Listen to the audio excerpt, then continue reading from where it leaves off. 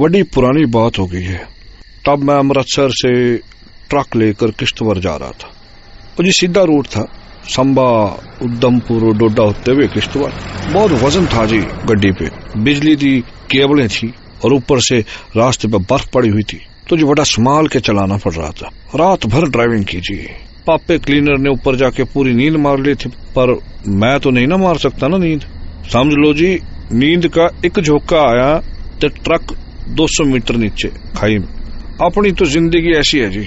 तो साहब जी, हमने अभी डोडा क्रॉस किया था, थोड़ा आगे जैसे ही पहुंचे तो कोई ना आवाज दे रहा था पीछे से। अब्बू, अब्बू।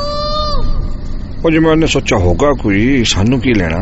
साढ़े तो जुबान पे वाहेगुरु ते पैर तो थल्ले एक्सीलेटर।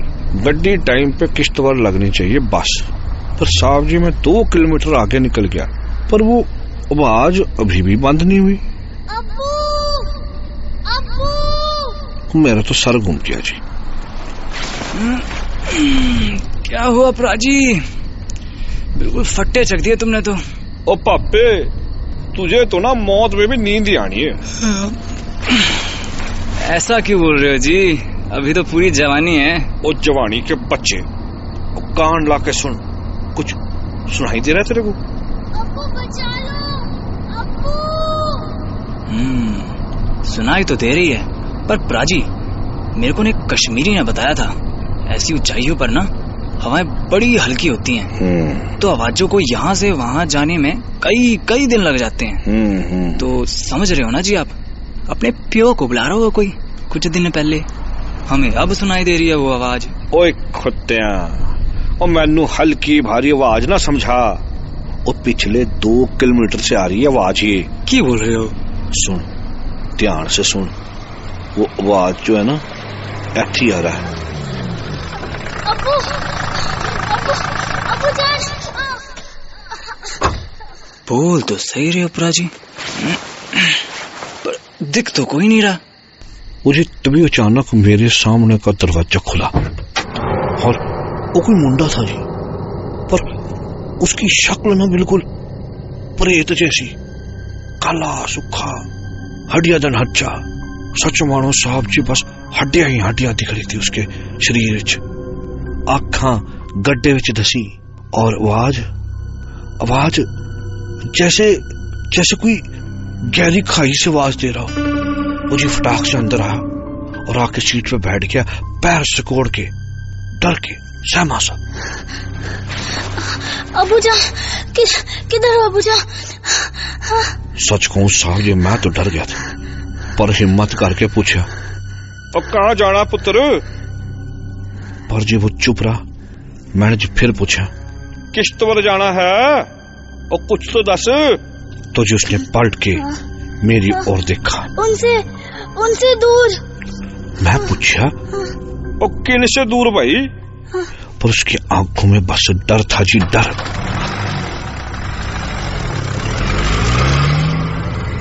और कुछ ही देर हुई होगी कि पापे बोला, प्राची पीछे देखो, कोई आ रहा है। बहुत सारे लोग हैं, सफेद कपड़े, सफेद बाल, सफेद दाढ़ी। और मैंने घूम के देखा जी, सफेद घोड़ों पे बैठे वो लोग हमारे पीछे आ रहे थे। मेरे को तो यकीन नहीं हुआ जी, वो घोड़े ट्रक की स्पीड से। और तभी मेरा ध्यान उस घोड़े पे गया, वो डर से कांप रहा था जी। अब्बू, वो आ गए अब्बू, बचा लो अब्बू, अब्बू। मुझे पता नहीं जी क्या हुआ, क्या सोची।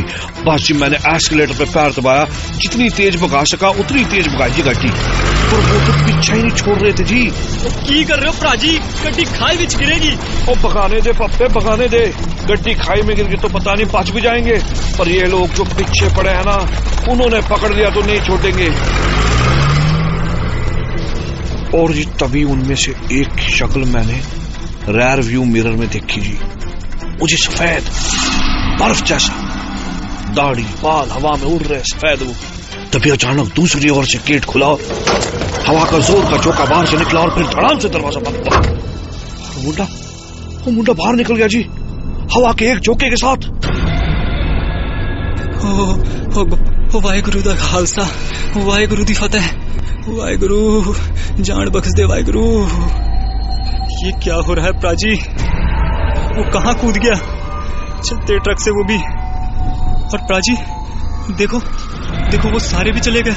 लगता है पापे वो सब मुंडे के पीछे आए थे, उड़ गए। आज तो ना जी मौत देख ली जीते जी। मुझे पापे डर से पीला पड़ चुका था। सच कहूं तो मेरे भी हाथ स्टीयरिंग पे कांप रहे थे, ठंड के मारे नहीं जी, डर के मारे। बस वाहेगुरु का नाम लेते लेते किस तरह किश्तवाड़ पहुंचे तो जान में जान आई जी। वहां पे एक ढाबे में बैठे हुए खाना खा रहे थे जी, तो वहां के एक बुजुर्ग से हमने गल की, तो उस बुजुर्ग ने हमको जो बताया जी उस पे यकीन नहीं हुआ। उधर किश्तवाड़ में एक रहमत बानी साहब रहते थे। अल्लाह के करम से बड़े दीनी और रूहानी इंसान थे। इतनी मकबूलियत थी उनकी कि जो एक बार उनसे मिल ले उनको भूल नहीं सकता था। उनके 3 बच्चे श्रीनगर में रहते थे उनकी पहली बेगम के साथ। उनके पास बस उनकी दूसरी बेगम जुलेखा और उनका 10-12 साल का प्यारा सा बेटा अंबर बानी रहते थे। अंबर बुढ़ापे की औलाद था, तो बानी साहब को खास मोहब्बत थी उससे। बस वो दिन भर उसे अपने साथ लिए लिए घूमते, उससे बातें करते और उसके साथ बच्चे बन जाते। एक शाम की बात है कि वो हमेशा की तरह अंबर को अपने साथ लेके घर के पास की छोटी सी झील पे पहुंचे। अब्बू अब्बू, आप यहाँ आके हमेशा खामोश क्यों हो जाते हैं? क्योंकि जोर से बोलने से जिन्नातों की आवाज नहीं सुनाई देती। जिन्नात यहाँ आते हैं वो? हाँ, ध्यान से सुनो, वो आ गए। कुछ सुनाई दे रहा है? कुछ भी नहीं अब्बू। ध्यान से सुनो। ये तो पानी की आवाज आ रही है। जिन्नात वजू कर रहे हैं और वो देखो झील के किनारे उनके पैरों के निशान। हाँ सच्ची अब्बू, पर वो दिखाई क्यों नहीं दे रहे? जिन्नात केवल चांद रात में ही दिखते हैं। तो चांद रात में मैं भी देख सकता हूँ उनको? नहीं अंबर, उनको देखने का ख्याल भी मत लाना, उनका गुस्सा बहुत खराब होता है। अंबर था तो बच्चा ही, बस उसके दिमाग में जाने कहां से जिन्नात को देखने की धुन सवार हो गई। और अगली चांद रात में वो अपने अब्बू से छिपके झील के दूसरे किनारे झाड़ियों में दुबक के बैठ गया। और कुछ ही देर में जिन्नात आए। अंबर को बस उनकी हल्की सी छाया सी दिखी।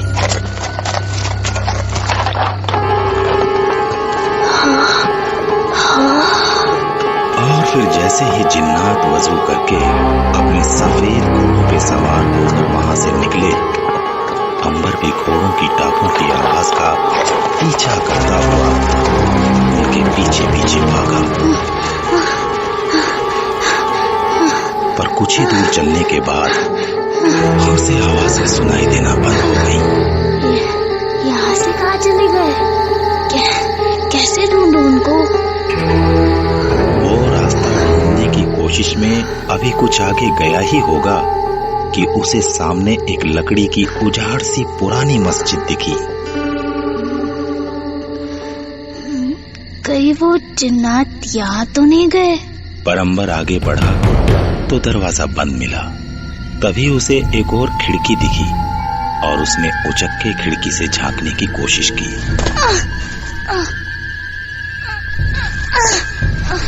और उसने अंदर देखा कि अंदर कुछ तस्बीह हवा में झूल रही थी। ये तस्बीह हवा में? पर फिर उसने ध्यान से देखा तो वो तस्बीहां जिन्नातों के हाथों में झूल रही थी। उसे पहली बार जिन्नात ठीक से दिखाई दिए, बिल्कुल साफ साफ, इबादत करते हुए। या अल्लाह! और वो जैसे ही डर के पीछे पलटा, उसका पैर फिसला। कौन है उधर? कौन है? किसने खलल डाला हमारी इबादत में? इतना सुना था कि मासूम अंबर वहां से भाग खड़ा हुआ और वो घर पहुंचा तो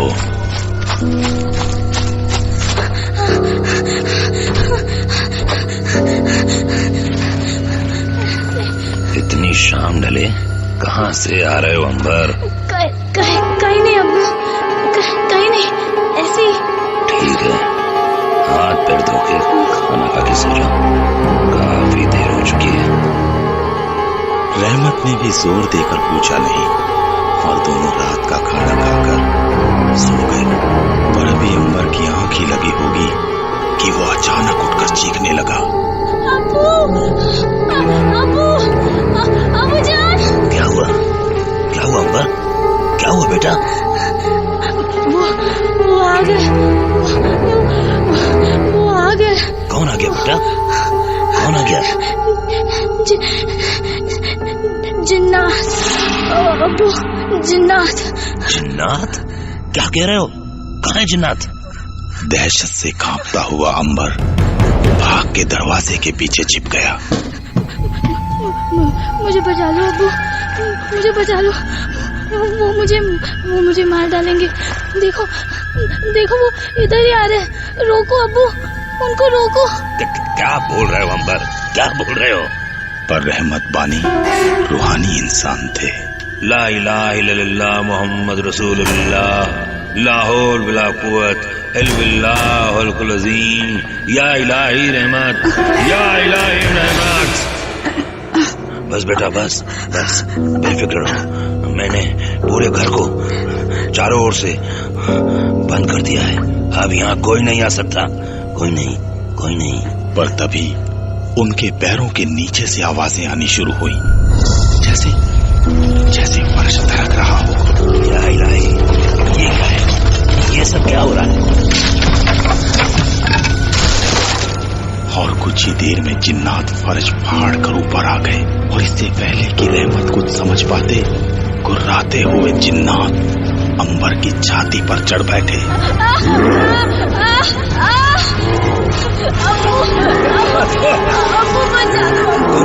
कौन हो तुम?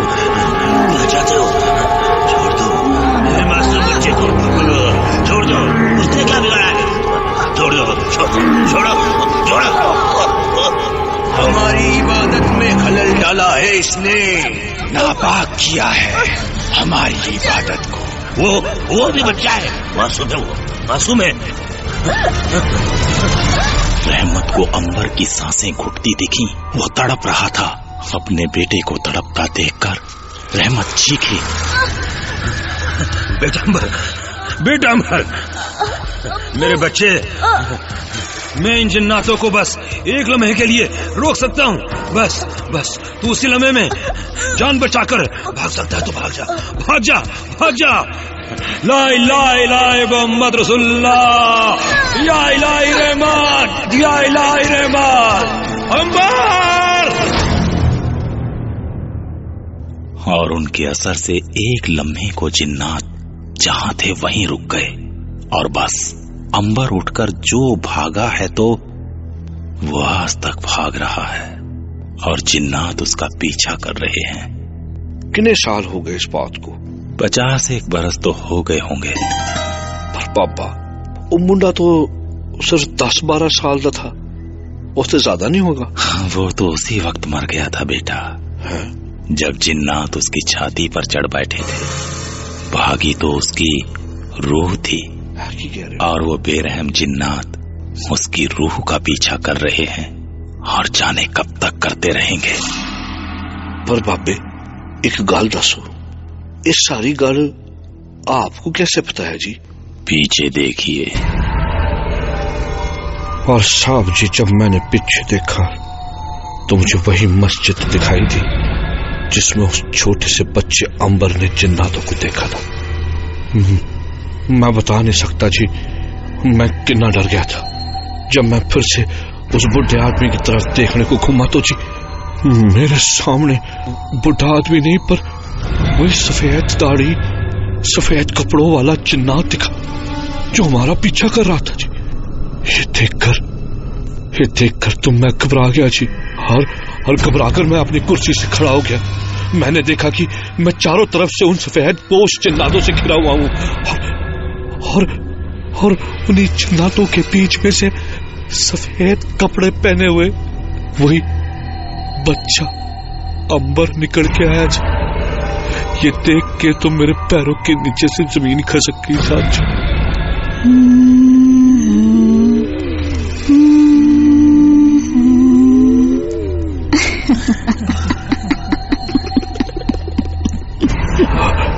और साहब जी कहते हैं कि जो लोग जिन्नातों नू एक बार भी देख लेते हैं ना, वो कभी अपना तजर्बा बताने के लिए जिंदा नहीं रहते।